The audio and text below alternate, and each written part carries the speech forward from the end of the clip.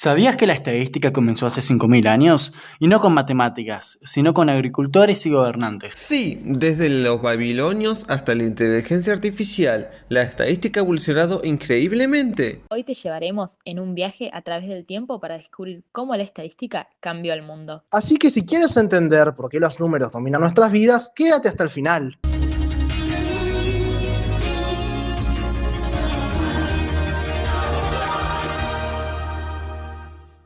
En la antigua Babilonia, los registros de producción agrícola eran vitales para el control del comercio y los impuestos. Se escribían en tablillas de arcilla con escrituras cuneiformes. Lo que hacían no era solo contabilidad, era estadística en su forma más primitiva. Estos datos permitían saber cuánta cebada se debería recolectar, cómo distribuirla entre templos, ciudadanos y soldados, y hasta predecir la cosecha del próximo año. En Egipto, durante el año 3050 a.C., los egipcios fueron los pioneros en realizar estos censos sistemáticos. El faraón necesitaba saber cuántos súbditos tenía, qué tierras poseían y qué impuestos debía cobrar. De hecho, se cree que parte del éxito en la construcción de las pirámides fue gracias a una precisa administración estadística de mano de obra, materiales y tiempo. En China, los censos eran decretados por el emperador. No eran solo para saber cuánta gente había, sino para planificar cultivos, establecer cuotas de trabajo y formar ejércitos. Se documentaban viviendas, profesiones, edad y hasta propiedades. En algunos casos los funcionarios censales eran castigados si no reportaban correctamente. En el año 500 a.C., en Roma, los romanos institucionaron el censo.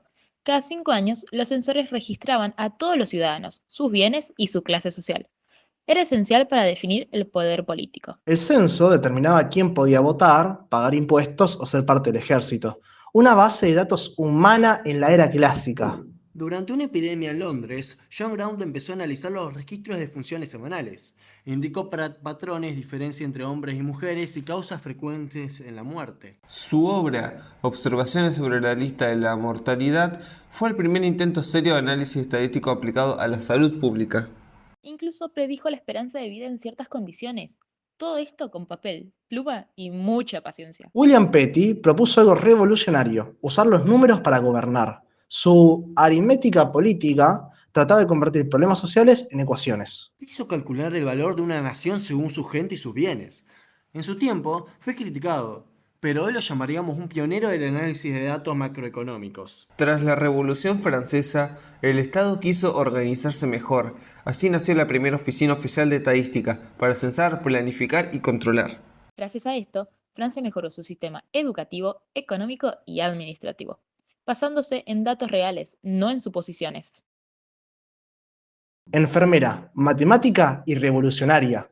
Durante la guerra de Crimea, Florence Nightingale notó que más soldados morían por infecciones que por heridas. Hizo gráficos circulares, hoy llamados diagramas de Nightingale, para mostrar esta realidad al gobierno británico. Gracias a eso, reformaron todo el sistema sanitario militar. Aplicó la estadística a la criminalidad y al comportamiento humano. Quería entender al hombre promedio, fue precursor de la sociología y la criminología moderna. También introdujo la idea de que el delito puede tener patrones sociales, algo que se usa hasta hoy en día en políticas públicas. Ellos desarrollaron la correlación, regresión y otras herramientas estadísticas que usamos hasta en Excel. Galton también propuso el concepto de regresión a la media. Diseñó la estadística inferencial moderna, creó el análisis de varianza, el concepto de hipótesis nula y las pruebas F. Sin él, los experimentos científicos actuales serían poco confiables. Su libro, Statistical Methods for Research Workers, sigue siendo una referencia. Las primeras computadoras permitieron procesar datos masivos, algo que antes tomaba años. Nació el análisis de datos como profesión. Desde censos nacionales hasta simulaciones de guerra, la estadística se volvió digital. Hoy usamos la estadística para detectar fraudes, predecir enfermedades, personalizar anuncios y hasta generar estas voces. Cada clic que das, cada búsqueda en Google y cada scroll en TikTok, todo se mide, se analiza y se predice. YouTube usa estadísticas para recomendarte videos, así que dale like para mejorar tu algoritmo. Desde los babilonios hasta la inteligencia artificial, la estadística ha sido clave para entender el mundo. Todo lo que explicamos hasta recién fue la historia de la estadística. Pero, ¿cómo es esta estadística puesta en práctica? Bueno, de la facultad nos enviaron a hacer una tarea, la consigna la deben estar viendo ahora en pantalla, y tuvimos que responder las siguientes preguntas, que también van a estar viendo en pantalla ahora. Bien, ¿cómo hicimos esto y qué resultado llegamos? Fue así. El histograma realizado en el punto A nos permite observar de manera gráfica cómo se distribuyen los datos en intervalos específicos. En el eje horizontal, eje X, ubicamos los intervalos de la variable cuantitativas analizadas, mientras que en el eje vertical, eje Y, representamos la frecuencia absoluta correspondiente a cada intervalo. De esta manera podemos identificar fácilmente cuáles son los intervalos con mayor concentración de datos y aquellos con menor ocurrencia. Este gráfico facilita la detección visual de patrones o posibles agrupamientos, proporcionando una base sólida del análisis estadístico posterior. En el punto B, la media se obtiene sumando todos los valores y dividiendo el total por la cantidad de datos. En nuestro caso, eso nos dio un resultado que es aproximadamente 6,65, que es un valor que representa el promedio general de la variable analizada. Después tenemos la mediana, que es el valor central del conjunto de datos cuando están ordenados. Como teníamos una cantidad par de datos, tomamos los dos valores del centro, los sumamos y dividimos por 2. Así conseguimos una mediana de 6,75. Por último, calculamos la moda, que es el valor o los valores que más se repiten en el conjunto. En este caso hay tres modas: 5,8, 6,8 y 8,6, porque aparecen con la misma frecuencia máxima. Esto nos indicó que los datos son multimodales y que puede reflejar distintos grupos dentro del conjunto analizado. Estas tres medidas nos dan una visión más completa del comportamiento de los datos. Para el punto C, abordamos las medidas de dispersión calculando rangos, variedad y desviación estándar con Excel. Explicamos brevemente que la desviación estándar obtenida nos permitió entender qué tan lejos estaban los datos respecto a la media, dada una idea clara de la variabilidad existente.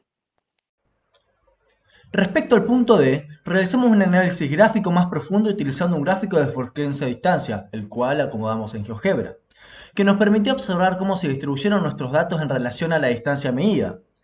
Este gráfico mostró claramente la concentración de datos en ciertos intervalos específicos, facilitando identificar dónde se producen mayores frecuencias y destacando cualquier posible anomalía o tendencia.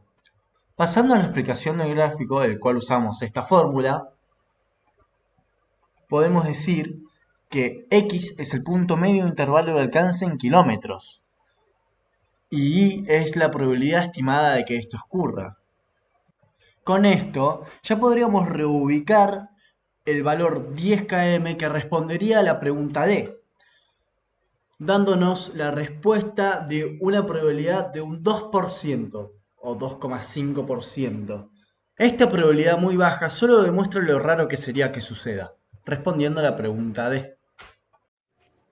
Respecto al punto E, en primer lugar, decimos que alcance es una variable continua porque toma valores decimales, no se limita solo a números enteros.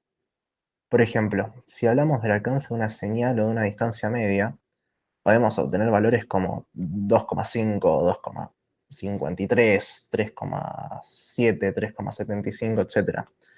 Lo cual indica que hay una escala infinita de posibles valores dentro de un rango. Además, es una variable cuantitativa, ya que representa un valor numérico que se puede medir y comparar.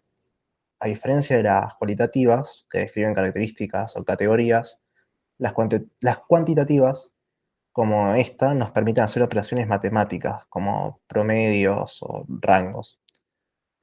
Por eso, en el análisis estadístico, tratamos el alcance como una variable continua y cuantitativa, lo que nos ayuda a aplicar medidas como la media, la desviación estándar y representar los datos con gráficos como histogramas o polígonos de frecuencia. Finalmente, en la pregunta F, elaboramos conclusiones generales sobre el conjunto de datos analizado, relacionando los resultados obtenidos en las preguntas anteriores. Esto nos permitió brindar una interpretación clara y fundamentada de los fenómenos representados por nuestros datos. Con esto Podemos podemos decir que el alcance máximo y el alcance mínimo es de 1,4 alcance mínimo y 11,5 el alcance máximo. Si te gustó este viaje por la historia, comenta cuál fue tu parte favorita y si te gustaría ver más, mucho más. No olvides suscribirte, activar la campanita y nos vemos en el próximo video.